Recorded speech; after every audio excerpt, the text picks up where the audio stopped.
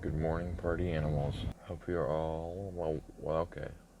Probably should just start that all over again, completely, because I can't talk. Good morning. How are you? Good. I want to let you guys know that production quality here is about to skyrocket. About to order some mics, do some more advanced color grading. It's gonna look really good. But until then, this is what you got. So that is what you got. I've actually been writing a really short screenplay because it's kind of the thing I do for fun sometimes. Just write little screenplays. I'm not gonna say what this one is about because it's not done yet. So we'll see. I do want to talk a little bit about my process, my writing process. It goes a little something like this. Write the story, the end. I'm kidding, it's a lot more than that. So I went to school for film. I definitely know the way they teach it academically. There's nothing like learning film in the field though. Also, side tangent, just thinking out loud here, I almost need some bullet points.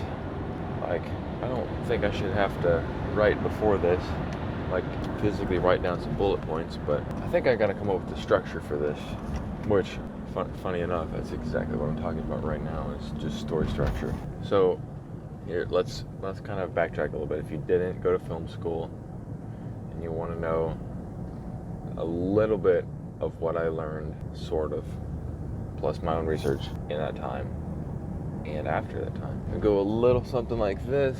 You've heard of the 3-act structure. There are 3 acts. There's also the 5-act structure. It's a little bit more advanced.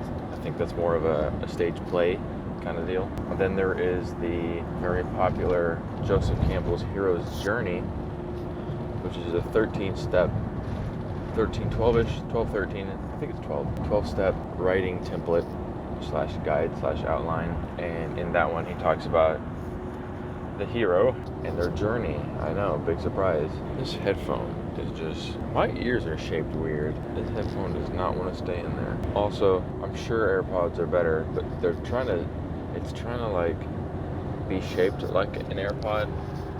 So like you can't put it in like this, you have to put it in like this. And you see the wire here? It may work for an AirPod, but when this is sideways, it's not fitting in my ear. I don't know who designed it this way.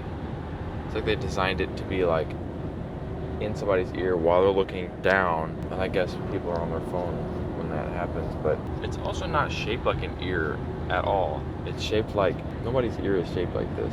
Hold on. This is kind of embarrassing. It's the right ear. And I have it in the left. Okay. Oh, wow. That's great. Actually, here we go. Not too shabby. Reminds me of the time I was eating the ice cream cone. Man, I don't eat ice cream very much anymore. Ice cream just hurts my stomach. Makes me feel like I'm gonna die. Everything makes me feel like I'm gonna die. My body and bad food just do not. They don't blend well. What was I talking about? Joseph Campbell and his hero's journey. 12 parts to that. It's really cool. You can kind of plot it out if you don't really know exactly what you're gonna be writing about. You can plot them out and you can kind of get a better idea of the structure, because he claims it can fit all stories. There was also a second revision of the hero's journey by, I want to say his name was Chris. It's either Josh or Chris. I want to say it's Chris something. And he made his own hero's journey, which is a little bit different. He said, cool idea. I've got ideas. And he changed it a little bit. So there's that one. That's a pretty cool one. There's another man by the name of Seth Worley, who's a filmmaker, YouTuber, writer, guru of a guy, and he devised what he calls the Story Clock Notebook, and it's a physical notebook. It's a physical notebook where the events of your story are plotted chronologically, and his theory is that when you look at a clock face, if you drew a line from the 12 o'clock to the 6 o'clock, i.e. splitting it halfway down the middle vertically, then the events on the right side of the clock, the 12 through 6, would almost mirror the 6 to 12 times. And that kind of gives us a natural... Hold on, I know, bear with me, we're getting a little nerdy here. Some of you hate writing And some of you hate writing, and this is just torture. If you don't want to watch it, go find something else. This is for the writers, or those who just like to hear me talk, which is probably, oh man, that's probably like -3 people. So Seth Worley is saying, hey, yeah, flip. Now I have a little bit of my own method. It's kind of a new method I'm trying out. I don't know how well it works with screenplays. It should. It's designed for traditional narrative prose writing, and it fits that pretty well. I've tried that a couple times. I don't know the actual numbers for the screenplay. I know for a book, like your regular average size book, you're looking at around 13 steps.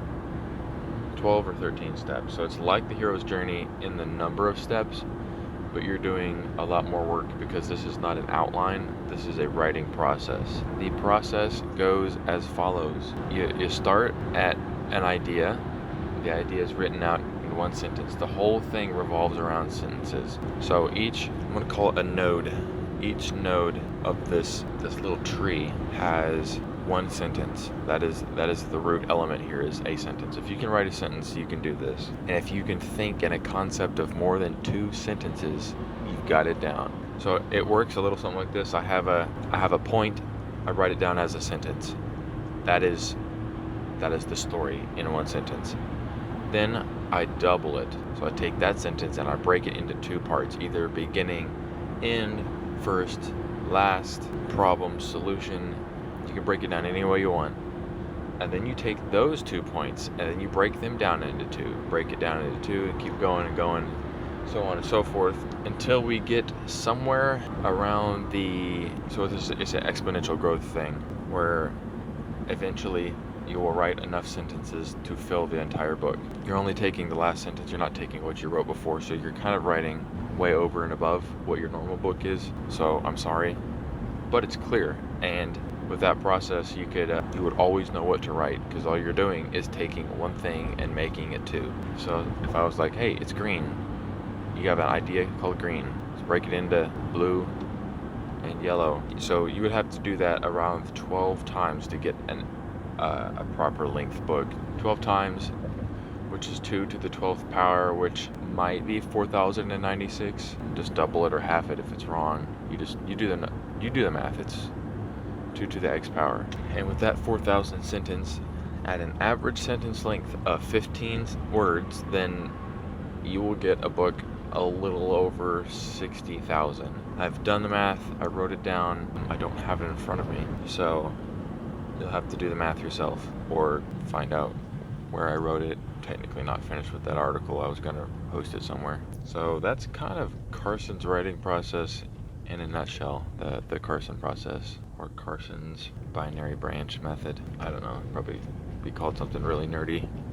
I'm sure all the nerds out there are just geeking out over this process. Chill, guys. Chill. It's just writing.